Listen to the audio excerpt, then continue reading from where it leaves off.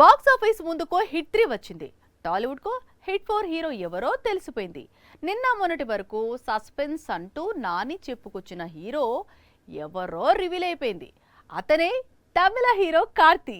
Hit universe లోకి మొదటిసారి ఒక తమిళ హీరో అడుగు పెడుతున్నాడు. పైగా తెలుగు తమిళం వచ్చి ఉండటమే ఫోర్త్ కేసును డీల్ చేయడానికి రీజన్ అంటున్నాడు. టాలీవుడ్ హీరో కార్తీ మరోసారి టాలీవుడ్ కు వస్తున్నాడు.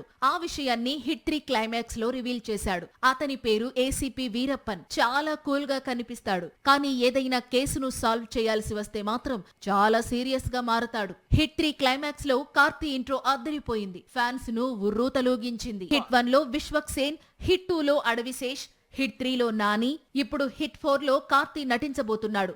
సో దట్ హిట్ యూనివర్స్ ను కోలీవుడ్ కు మరింత చేరువ చేయబోతున్నాడు.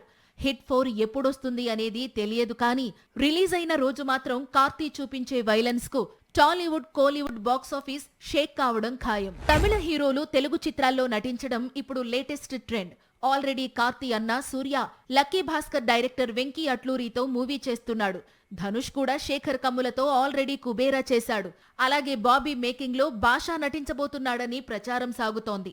కార్తీ కూడా గీత గోవిందం, సర్కారు వారి పాట దర్శకుడు పరశురాంతో సినిమా చేయాలనుకుంటున్నాడు. ఈలోపు హిట్ 4 కు డేట్స్ ఇచ్చాడు.